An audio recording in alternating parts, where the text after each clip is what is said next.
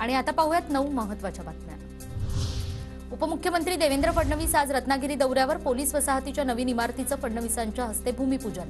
रत्नागिरी सिंधुदुर्ग लोकसभेचा तिढा अद्याप सुटलेला नसताना फडणवीसांच्या दौऱ्याला महत्त्व। लोकसभा निवडणुकीच्या पार्श्वभूमीवर शरद पवारांची आज दुपारी 4 वाजता पत्रकार परिषद। शरद पवार आज काय बोलणार याकडे राजकीय वर्तुळाचं लक्ष। उद्धव ठाकरेंचा आजपासून कोकण दौरा। रत्नागिरीच्या गुहागर आणि दापोली तालुक्यात उद्धव ठाकरेंचा जनसंवाद। आगामी निवडणुकांमध्ये सुप्रिया सुळेंना पुन्हा खासदार करण्यासाठी मुळशीतले कार्यकर्ते मैदानात।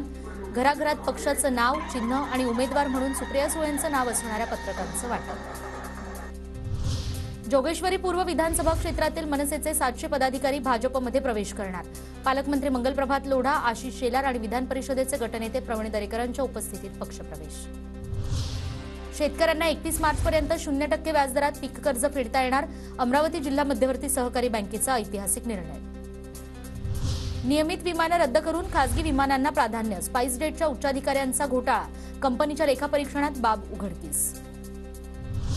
महानंदच्या पुनरुज्जीवनासाठी 253 कोटी। पुढील 5 वर्षांसाठी राष्ट्रीय दुग्ध विकास मंडळाकडे महानंदाला सोपवण्यास मंत्रिमंडळाची मान्यता। 1100 कोटींचे महादेव ॲपचे शेअर्स जप्त। ईडीची कारवाई। महादेव ॲप कंपनीचा नवा कारनामा उघड। मास्टरमाइंड जर्मन नागरिक असल्याची माहिती।